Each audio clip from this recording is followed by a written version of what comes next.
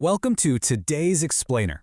Today, I'm going to act as your spiritual career coach, because right now, millions of mid-career professionals are waking up to a pretty terrifying realization. You can do everything right, check all the boxes, and still feel completely, utterly lost.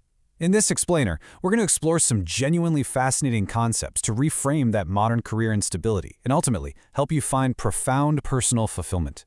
So if you've been feeling completely adrift in your professional life lately, stick around because you are in exactly the right place. I want you to be totally honest with yourself for a second. Does your career success feel emotionally empty? Really think about that. If you're a mid-career professional and you're grappling with this huge, confusing identity crisis right now, even though, on paper you've achieved all this great external success, I need you to know that you are not alone in this struggle. Seriously, so many people hit this exact same wall. And today, we're going to figure out exactly why that happens. Here is our roadmap for today. We'll start with the mid-career identity crisis, move into ancient views on modern instability, and look at the signs of detached ambition. Then we'll cover navigating unconventional career paths, balancing success and inner peace, and finally, mastering your unique niche. Let's jump right into Section 1, the mid-career identity crisis. Lack of attachment creates confusion in career direction. This thought perfectly captures the modern dilemma we're facing. As a coach, I constantly see clients who have jumped through, say, 3 entirely different industries in just 5 years. Why? Because the promotions in those super impressive titles simply fail to provide any real internal, personal fulfillment. You become detached from the typical rat race, right? And naturally, that sudden lack of attachment leaves you feeling incredibly confused about where you're actually supposed to go next. Moving right along to Section 2, Ancient Views on Modern Instability. Quiet quitting and ditching the corporate ladder feel like super modern trends, but to really understand this urge, we can actually look back to traditional Vedic astrology.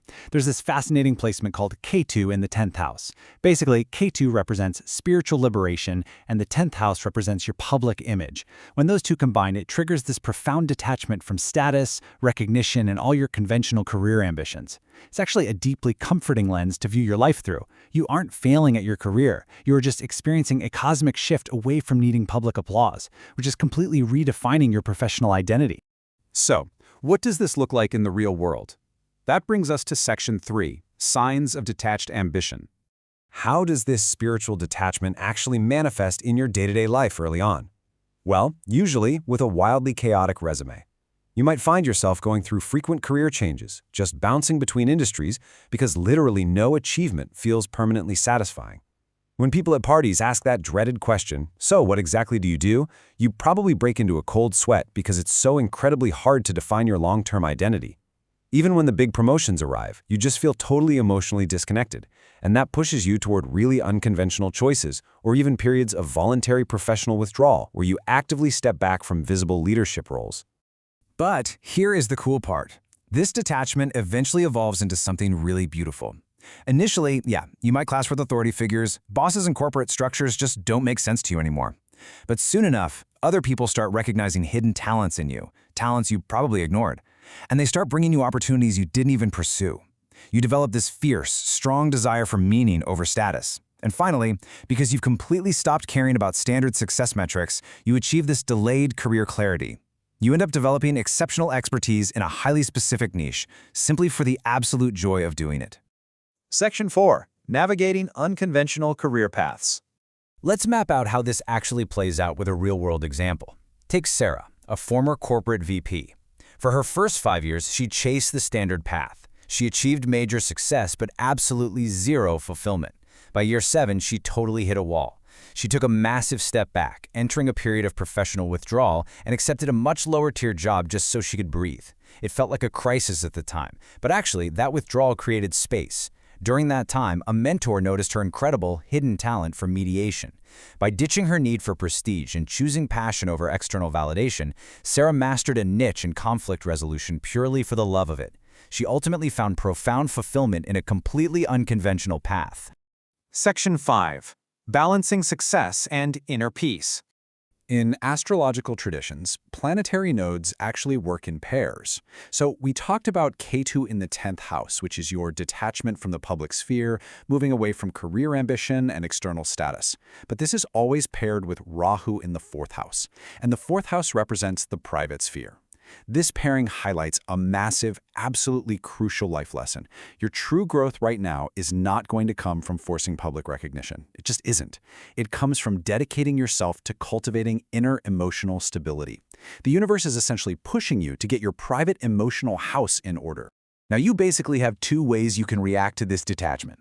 The lower expression is just aimless apathy. Nothing feels worth pursuing, so I don't know what direction to take. And let's be honest, that's exactly where the identity crisis lives. But our goal here is the higher expression. I work because the work matters. To align your daily professional tasks with this long-term spiritual growth, you need to start micro-shifting your days. Volunteer for projects that feed your curiosity rather than your resume. Start taking deep, purpose-driven action that aligns strictly with your inner values. Which brings us to our final section, Section 6, Mastering Your Unique Niche. To reach that higher expression we just talked about, you have to actively change your entire approach to professional development. Step 1. You need to consciously detach from external validation and standard success metrics. Just let them go. Step 2. Reprioritize. Whenever you're faced with a fork in the road, I want you to choose meaning, purpose, freedom, and service over prestige. Feed your soul, not your ego. And step 3, become deeply skilled in a niche field simply for the love of understanding it. Letting go of society's expectations is literally the only way you achieve true, joyful mastery. As we wrap up this explainer, I really want you to reflect honestly on your own trajectory right now. Are you still running on that endless treadmill, just chasing society's titles? Or are you finally ready to step off and work purely because the work matters? Finding your true purpose means you have to be willing to leave the applause behind. The only question is, are you brave enough to make that shift? Keep exploring this, trust your journey, and I will see you in the next explainer.